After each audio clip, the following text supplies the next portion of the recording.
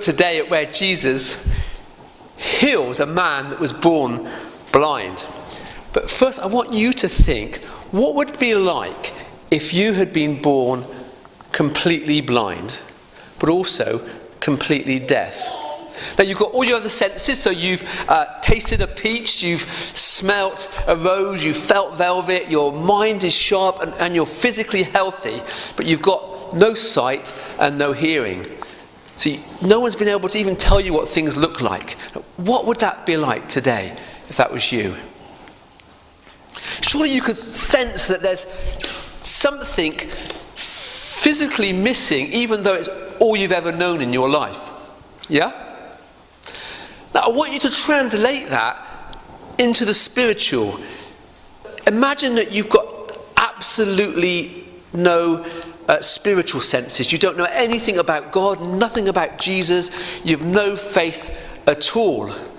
And yet when you hold your baby for the first time, when you see a sunset over a mountain, surely you think there must be something else. People often talk of this hole they feel inside, and they try and fill it with career or with possessions, or perhaps things are going bad with drugs or alcohol or even chocolate. But of course you can't fill that gap physically, because it's a spiritual gap, isn't it?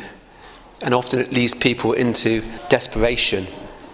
You know, I think that when we become Christians, sort of turn on a switch, and then we see the light of Jesus. But for me, it's a bit like a dimmer switch. You know, for my switch, you'd switch it on in a dark room and you'd be able to see, but it would be a dim light. And then you switch it up and it gets brighter and you see more the more you switch it up. And I think with Isaiah, in his passage in 35, this prophet of the Old Testament, I think he understood that what they were experiencing of God was a level of spiritual insight, but actually there was so much more missing. And he prophesied about the Messiah that would come. And when he comes, the difference he will make spiritually will be like a desert place suddenly be filling with streams and living water, and all the ground becoming fertile. It will be the difference between deaf people hearing and blind people seeing. That is the difference that this Messiah, this promised one, would bring. And that he had the foresight and the prophecy to see that. Now, if we go forward to when Jesus was here, perhaps 6 months before he died, about that period, we find him in Jerusalem at the Feast of Tabernacles.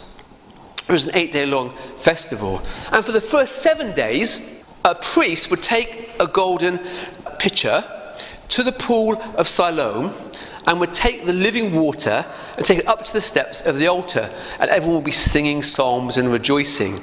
It was living water because it was a spring, came from spring water, and it reminded them both of when Moses strikes the rock in the wilderness during the Exodus and water came out, that living water, but also that this was the start of the rainy season to come, and they needed that rain from God. He provided their living water. And they do that ceremony for the first 7 days. But on the 8th day, they wouldn't do it. And on the 8th day, Jesus stands at the pool of Siloam and he says, whoever is thirsty for God should come to me. Whoever believes in me should drink from this life-giving water, my spirit. So he stands in that place as a life-giving water and says, that is me. I give that life-giving water. I am your promised Messiah. Wow. But then the next day, I think, that he also stands in the court of the women. Now, the night before, they've had this celebration called the illumination of the temple. And they build these huge menorah, which are like gas-filled lamps that light up the whole of Jerusalem. And they celebrate the light in the wilderness that was the column of light that guided them, the Shekinah glory over the tabernacle, but also the promise that there's one to come that will be the light of the world. So when the lights have gone out the next morning, when they're perhaps still smouldering, Jesus stands in front of these huge menorah and says, I'm the light of the world. Whoever follows me will have the light of light and will never walk in darkness. Yeah? I am the Messiah. Amazing claims, aren't they, at this Feast of Tabernacles? Next day is the Sabbath. Now, obviously, this isn't going down well with the religious authorities because they hate Jesus, they want to kill him, and he has another run-in with them on the Sabbath, and they decide they want to stone him. What's the problem with them? Well, they've got this rule book, you see, which adds in hundreds of extra rules which Moses didn't give to try and keep people on the right track, but it's becoming a great burden. And they want everyone to keep to these minutiae law. And Jesus, of course, is a new expression from God. And he's outside of that, and they can't accept it. So they try to stone him, and he comes out of the temple, avoids the stoning, as calm as anything, carries on as if nothing's happened, and he's just outside the temple gates. And this is where he sees this young man that's been born blind, obviously quite well known to people. And the disciples are asking him questions as they do, and they say, well, why is this young man born blind? Was it something he did wrong? Did he sin? But how could that have happened if he was a baby and was blind? Was it his parents that sinned? And they quite often thought that if you were a mother and you had a baby in your womb and you did something bad, that it would affect the baby. And Jesus says, no. That's not it at all. God doesn't work like that. He doesn't cause suffering. It's nothing that he's done, nothing that his parents have done. The reason he's been allowed to be blind for this period is to glorify God. I just want to step us out of the story for a moment and just look at that, because God does not cause suffering. Okay? Now, we live in a world that is fallen, where there's a lot of evil, the spiritual forces come against us and causes sickness and suffering. And there's an order of things, a natural order, so that there are consequences to the things that we do. So, for example, in my first youth group, I had a very popular boy. When he was a young man, he went out, had a few drinks, came back to his flat, lit up a cigarette, fell asleep with it alight, and tragically died in the fire. And it was a tragic funeral which caused a lot of suffering to his friends and family. And I think we can often look at God as some sort of celestial policeman. You might hear someone say, oh, Kevin, I've had a really bad week. I even got a speeding ticket. And I know why that is. I haven't been to church for 2 weeks. Perhaps you chose to drive too fast and just got caught. God doesn't work like that. The question to really ask, I suppose, is why does God allow suffering? That's the big question, isn't it? And we won't answer that today. But one thing I can say is that God prioritizes our spiritual health over our physical health. Yeah? If we enter a time of suffering, he may allow that, because actually it can drive us more into God and can teach us things. Or it might be that other people see how we're coping with that suffering and see the grace that we have in that, and it speaks to them of God as well.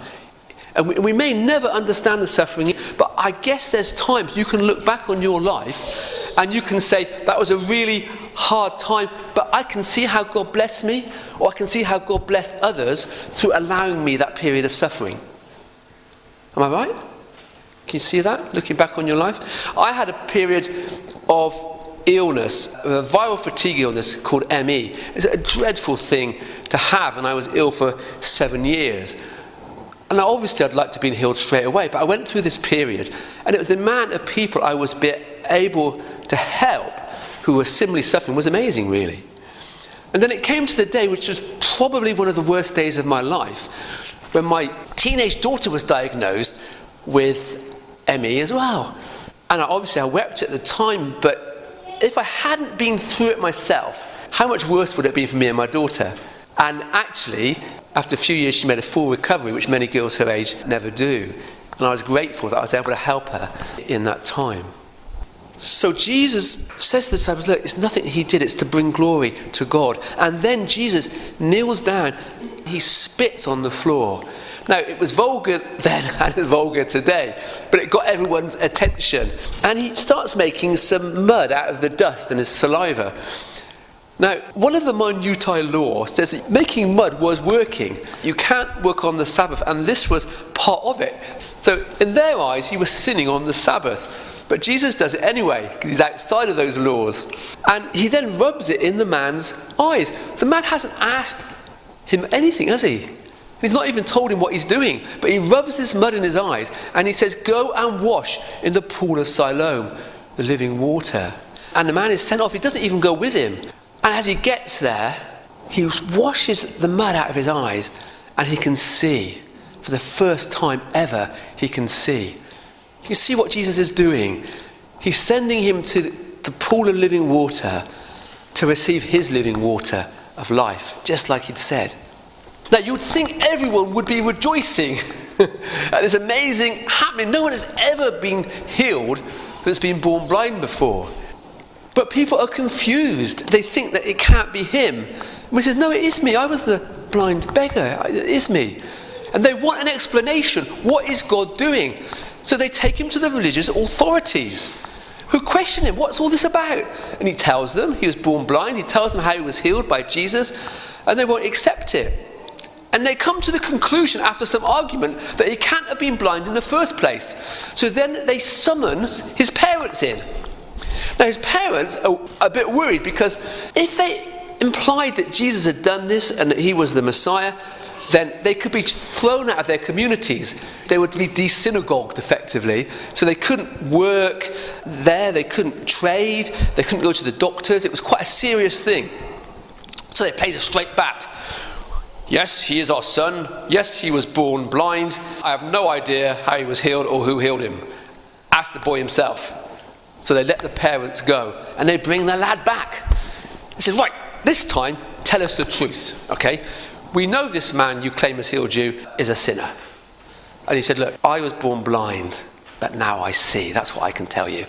Well, how did it happen, they say. He says, look, do you want me to tell you again? Why do you want me to tell you about Jesus? I've told you about him once. Do you want to become his disciples? And of course, this enrages them. They start having a go at him, saying, well, we follow Moses. We know where Moses comes from. We have no idea where this guy comes from. He says, oh, that's surprising. You should know your scriptures, because the scriptures say that a man that is a sinner couldn't do anything like this. Only a man from God could heal someone born blind. And they go absolutely livid. How dare you try and teach us the scriptures? They just curse him. You were born in sin, you sinner. And they throw him out. You're these synagogues. You're out of the community. Wow. What day has it been for that young man? Yeah? He's been blind all his life. Suddenly he can see a beautiful temple. Of course, he's lost his living because he earned by begging because he was blind. Now he's got to try and get back into the community to get a new job, and he's just been thrown out of his community. And Jesus hears what's happened, and he finds the man. And of course, the man doesn't recognize him because he's never seen him before. And he says, do you believe in the Son of Man? He says, tell me about him. He says, I am the Son of Man. I am him. I am the Messiah. And he kneels down and says, look, I believe in you, Lord. I believe in you. So, what a journey to go on. He'd lost his sight, but now he's got both his sight and his spiritual sight. Now he's following Jesus, yeah? When I was preparing this talk 3 weeks ago, I'd had a headache. I thought, I'll put it down. I'm going to go to the gym and go for a swim. Or perhaps I'll feel better. And then I met a man who I'd known for 30 years, but not seen him for a long time. And he was an internationally acclaimed guitarist, but he'd had a stroke and was struggling a bit. And I said, well, why don't you come for a coffee? I've got some time. So he said, that'd be great. So we went for a coffee.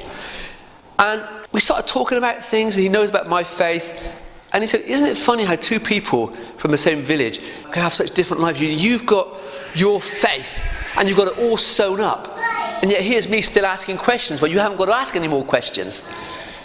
And I said, look, I don't see it like that at all. It's not a destination for me. My faith is a journey. I'm always trying to ask more of God. Quite happy to accept that what I'm saying now is wrong in a year's time. I want to know more of God. It's like turning that light switch on, getting more of his light in, getting more from God.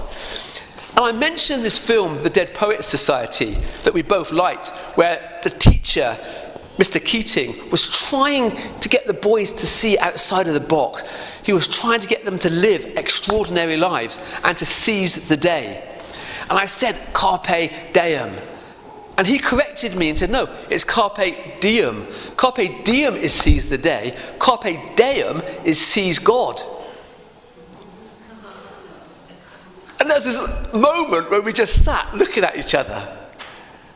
And perhaps that is it.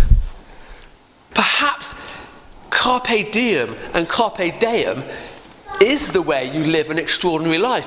Each day you seize a bit more of God. You seize a bit more of life. And I wonder for each of you today, what is perhaps preventing you seizing a bit more of God and living a little bit more extraordinarily?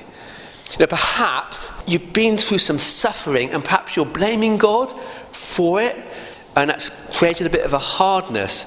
And I just say to you, God is good. God is always good. God is love. Let him heal that. That's not where your suffering came from. Let him be with you in that. Ask him to move you on from there. It may be that whilst you understand that, you're in a time of suffering or hardship, or you're seeing others that are in that, and you're looking outwards all the time and struggling with it. And I think you need to ask Jesus to show you how your faith can grow in that time of suffering. Ask him to bless you in that time and ask you to be a blessing to others. And it may be you look back and you understand why what's happening is happening. And it may be you're not. But just ask him to bless you in that and move you on in the time you're in and grow in him and be a blessing to others. But it might be that you're not in a time of hardship at all, but actually perhaps you put God in a box. Perhaps a bit like the Pharisees did. So you're happy with the level of volume that it's set at, and you're happy with the level of light, and you're not going to turn up the dimmer switch because that's your comfort zone. But actually, there's more for you. You know, whoever you are, whatever your background, whatever your circumstances, God has more for you. There's more love, there's more light, there's more power. And I'll just encourage you as individuals and as a church to ask more of God, ask more of Jesus, and ask more of the Holy Spirit. To carpe diem, carpe diem. Seize the day, seize God, and live an extraordinary life for Jesus. Amen?